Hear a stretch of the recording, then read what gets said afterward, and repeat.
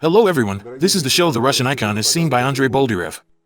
Right now we're at the Mikhail Abramov Museum of the Russian Icon in Moscow. As some of you know, we've made several shows here. Today our talk will be dedicated to an event that took place here in April 2023. An official presentation of the catalog titled The Russian Icon from the middle of the 17th to the beginning of the 20th century. It's a catalog of Oleg Kushnirskiy's collection. And today we're here with Oleg Kushnirskiy and his son Ilya. Hello. Hello. I wanted to talk to you, Abu. Your collection. Yes, I wanted to tell our audience that our today's guests came from America, and they brought their collection together in the US. For me, that's of particular interest. Why? Because I always wondered what place the Russian icon holds in the West.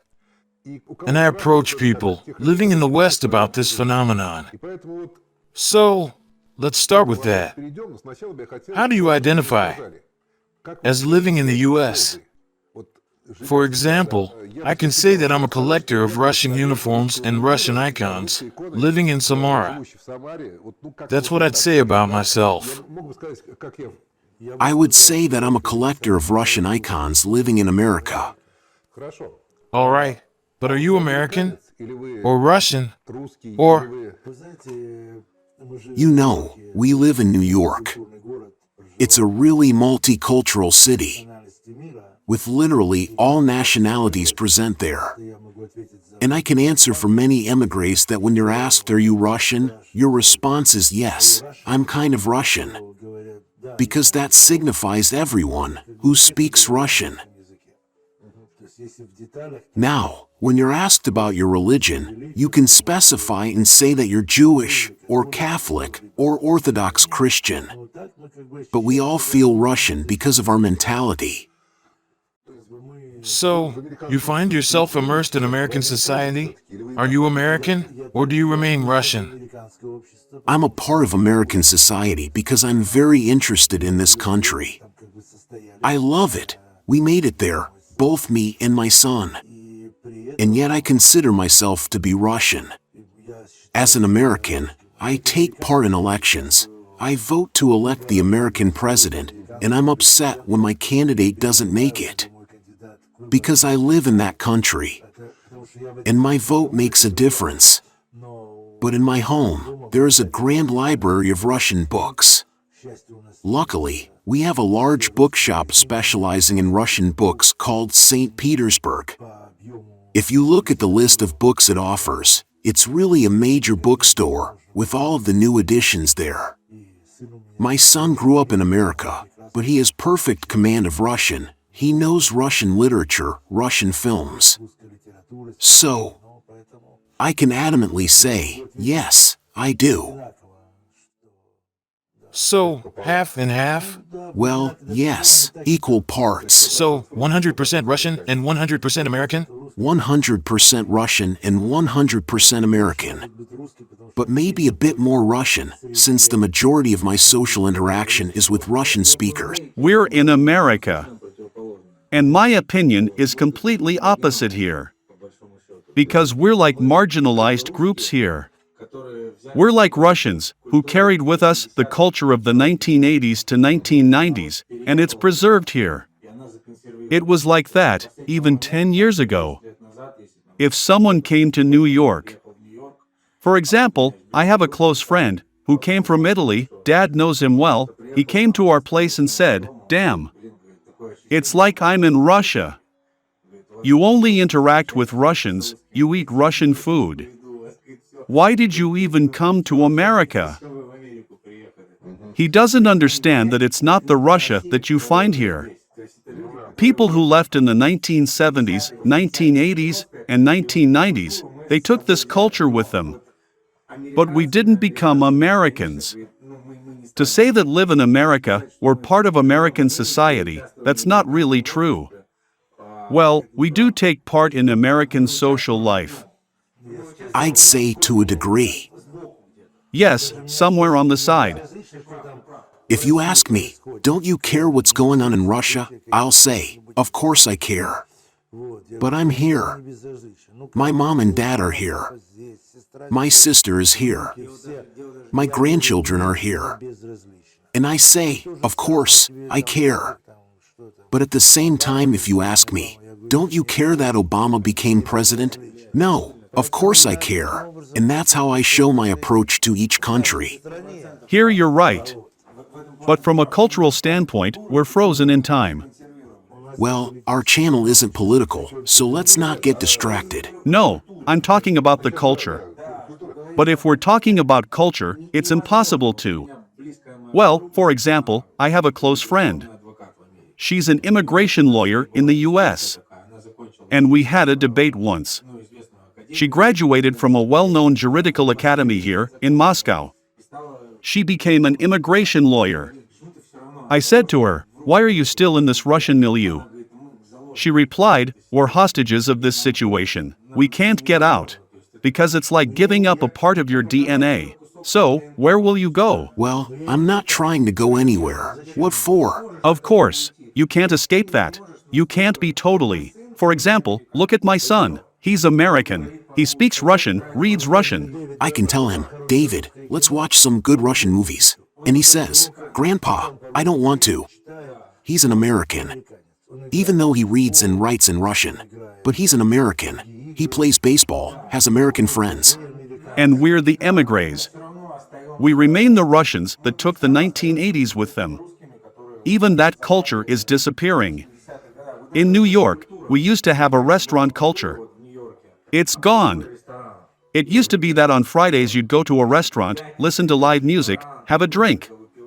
It's the 1980s culture per se. And that's it, it's gone. My friends would visit me, in the 2000s, with their adult kids. I won't name them.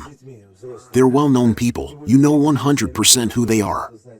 And this friend tells me, listen, can you take my son to some Russian restaurant, with the performer dedicating his songs to Auntie Sonia from Odessa, like in the film Mimino, for our guest from Yerevan. We managed to find a place like that back then. But now it's all gone. It's gone for me. When did you immigrate? In 1992. How old were you? 10 years old. I wanted to ask you, did you take an interest in icons here right off the bat in 1992? I was into professional photography, and I photographed icons at the request of the collectors. So, the very people who would get those icons out of the USSR, you'd work for them? Yes, for them too. Then I know who you are. I know more about you than I expected. I photographed, and I kept my mouth shut. So, when we had the Jewish immigration, they could take out up to 5 icons. And to move these 5 icons out of the country, they had to be photographed. And you're the one who photographed them. You're the guy. Icons, painting. But it was you? I photographed them. Wow! Listen, now I understand. It all transpired in St. Petersburg. Aside from the emigres, you had collectors, smugglers. But I had no idea what the word marketing stood for. I had no idea what the icons cost or were supposed to cost.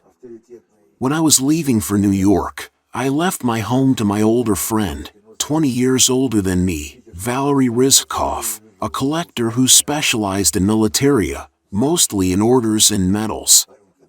Since there was no internet, he wrote me a letter, saying find so-and-so, he will help you.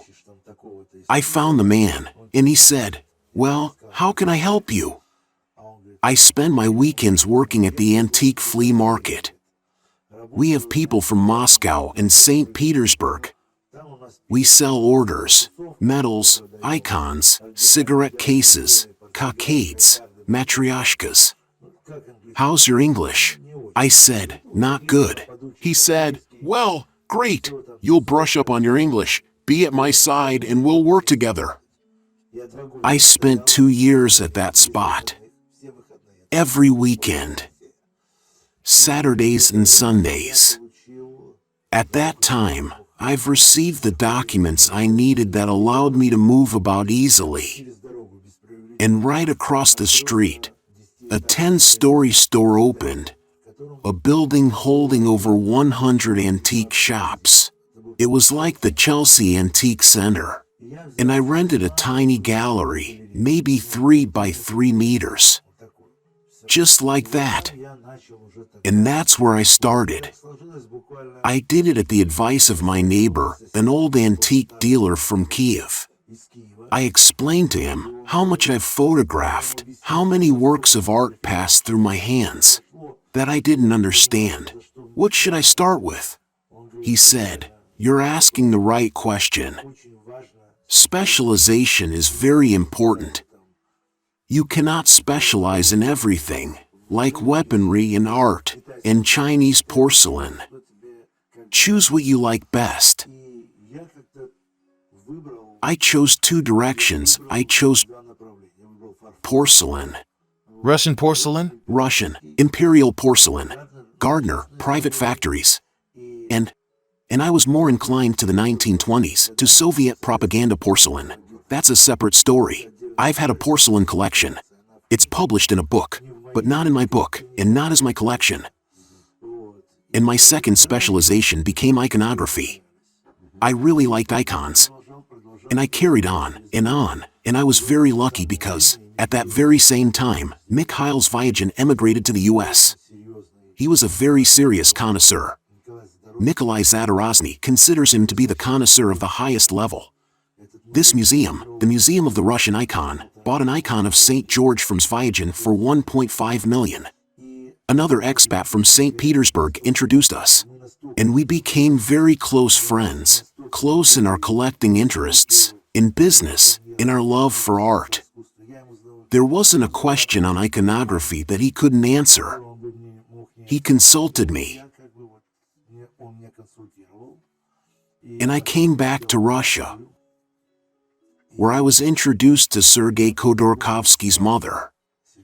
His mother is a businesswoman. She doesn't like to share contacts.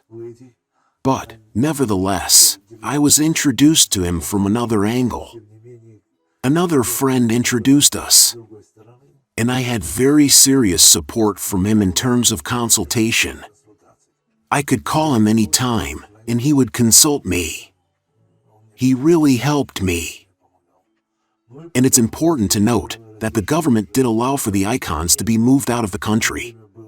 There was a time when you couldn't move them out, and couldn't bring them back either. I was always infuriated with the fact that you couldn't even bring them back to the country.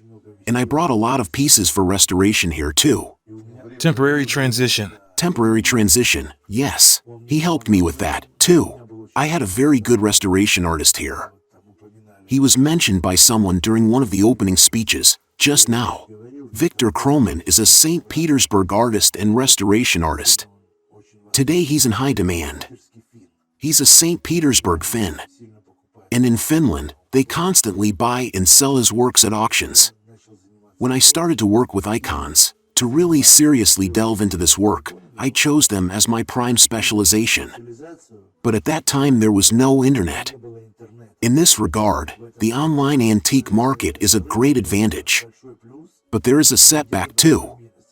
It used to be that you could visit some remote little town, say 100 kilometers from New York City, and find an auction in some hangar, with 3 Russian icons there. You turn your head, there are no Russians present. That means the icons are yours. And today you come to the same backwaters, you see a Russian icon. There is no one at all present physically at the auction. The icon costs $1,000, and then it's sold for $118,000. I'm not making this example up. We took part in that auction with my friend. He called me and said, "There's an icon posted on eBay. It's in some godforsaken place in Cincinnati." The client asked me to buy it. I tell him, "For how much?" He merely said, "Buy it." We started off with $1,000 and bought it for 118 grand. I wonder, what icon was that? Russian Art Nouveau. Beautiful piece. But the client got carried away. Auctions are tricky. Trust my experience.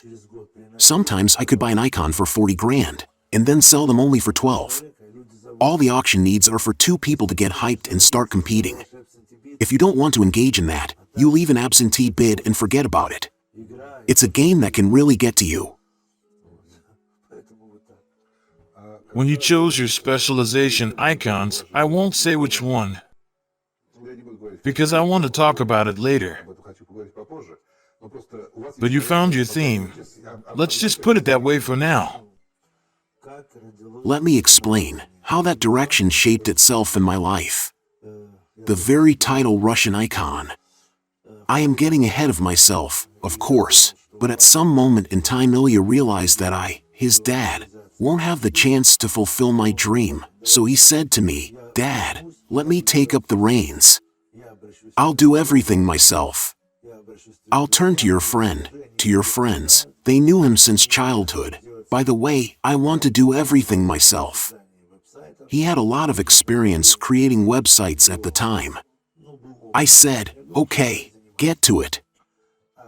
But how did the idea of collecting icons with complex compositions come about?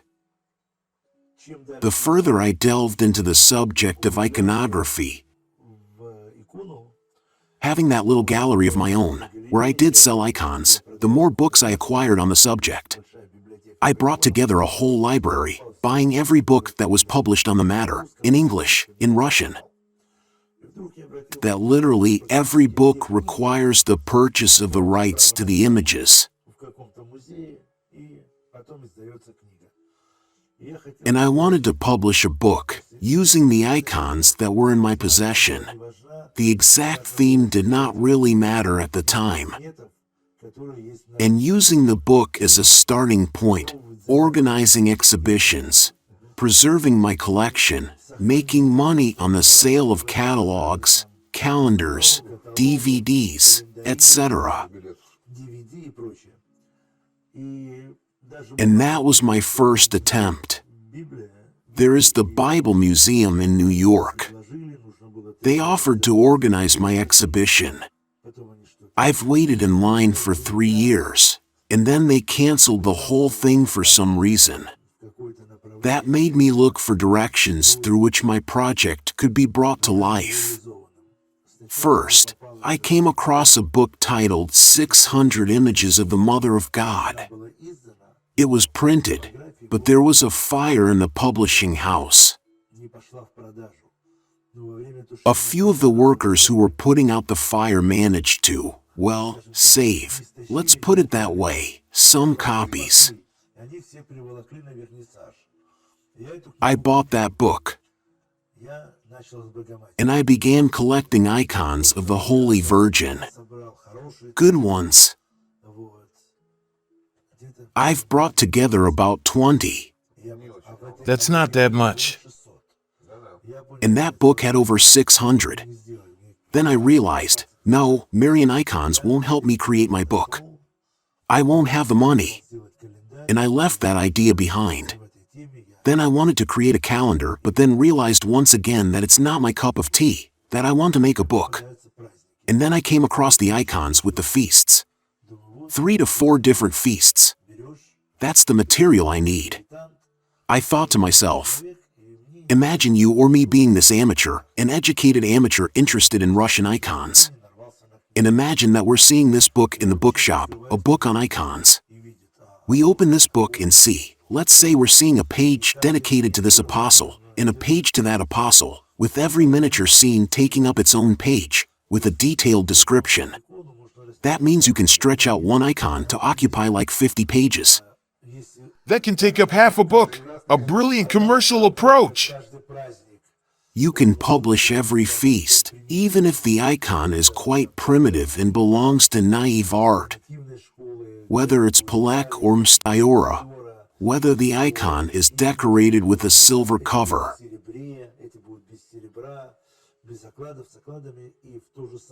At the same time, I think that if that's not enough, well, my original idea was to call the book The Life and Feasts, meaning the life of Christ in feasts and in other compositional icons.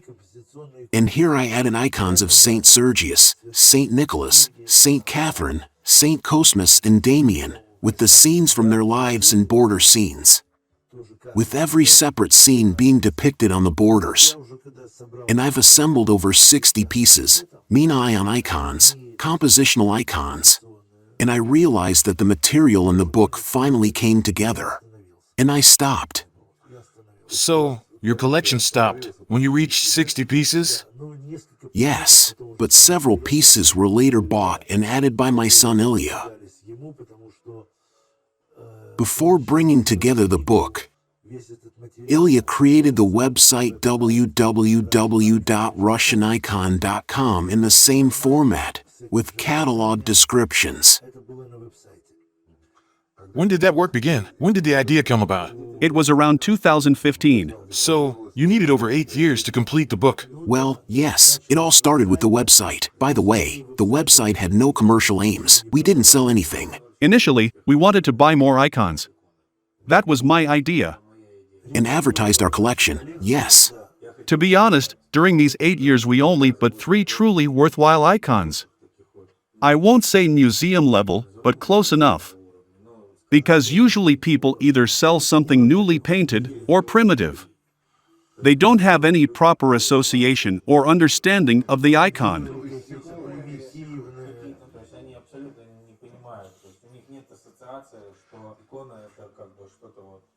You mean the American market? Yes, Only. the American market. That's what I wanted to talk to you about. I think we'll talk about it in the next episode. Because right now we've talked enough on the matter. Do I properly get your idea about your collection coming together because of what you could assemble and the things you could select on the market? And because of your desire to put this material to use? I simply wanted to bring together a collection. Any collection? No, an icon collection. Any icons? Well, let me explain how it all came about. Nikolai Zadorozny has a friend, a very authoritative collector and dealer here in New York. He asked me once, "Do you have icons with depictions of monasteries?"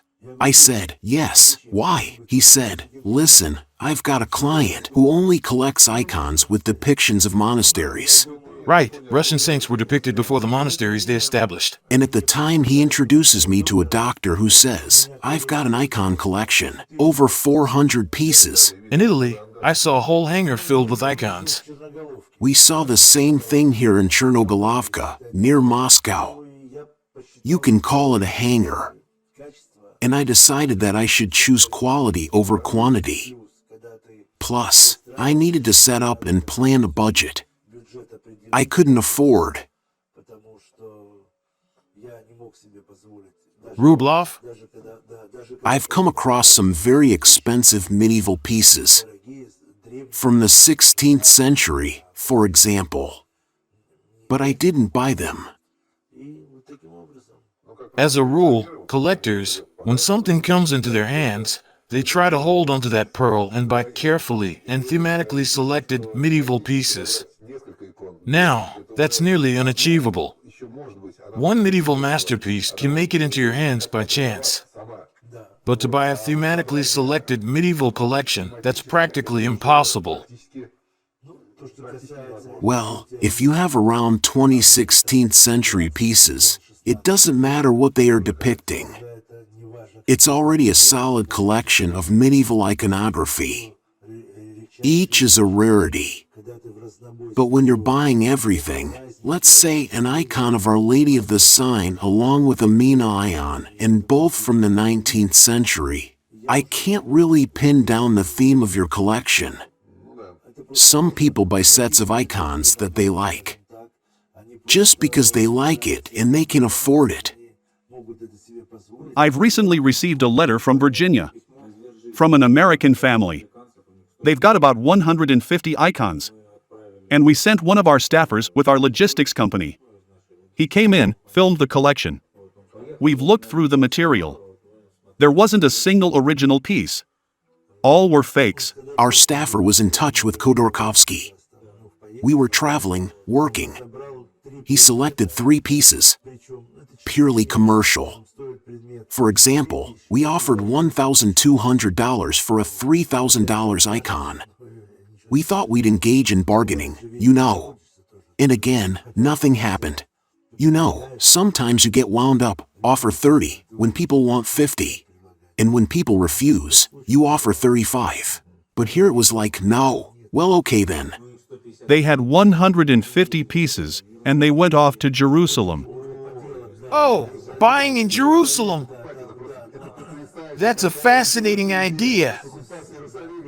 I can talk a lot about that. Yes, with Arabs controlling that market. You know, there are authentic pieces there. Very interesting ones. There are icons in two price categories, $300 and $2,000. And when you ask about them, they say, "We don't sell icons. We want these Russian icons to come back to Russia. You can return this one to Russia for $2,000. And I understand clearly that all of these icons were bought in the Russian vernissage antique market, loaded into the very box that they'll use to ship it back, placed on the shelf over it. And as a client, I'll be obliged to feed the logistics company that takes it there and back. And looking at what is sold in Jerusalem, you can really..." Yes, and it's all Arab held, this antique market. And I'm sure that they would buy the icons at the vernissage in Russia by size and weight. It's hard when people approach you as an expert. When they go on your website, show you their pieces, and when you say, "Guys, you've got fakes," they're shocked. I tell them, honestly, this was painted yesterday, and they can't believe it. But we've paid so much for it. They're overcome with, not aggression, no, but with clear mistrust to you. They think I want to fool them. And that's when I say, I'm not interested, thank you. But I'm thinking about your strategy of only dealing with professionals.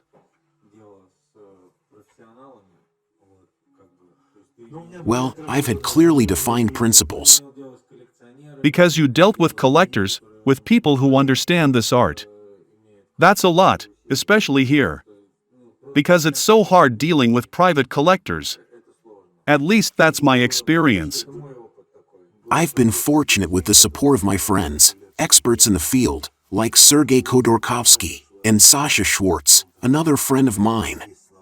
There are experts and friends, thank God. And if I lacked knowledge in some field, I was always sure that they'd provide the information I need. And I made my purchases with solid confidence. I apologize because I'd like to clear something up with our audience. You've heard the name Khodorkovsky mentioned several times.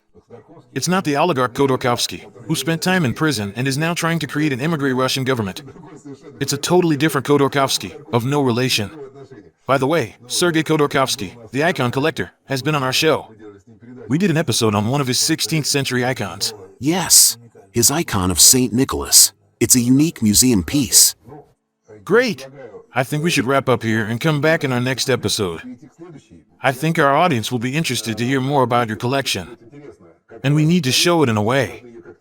But since we've spent so much time on introductions, let's do that in our next episode.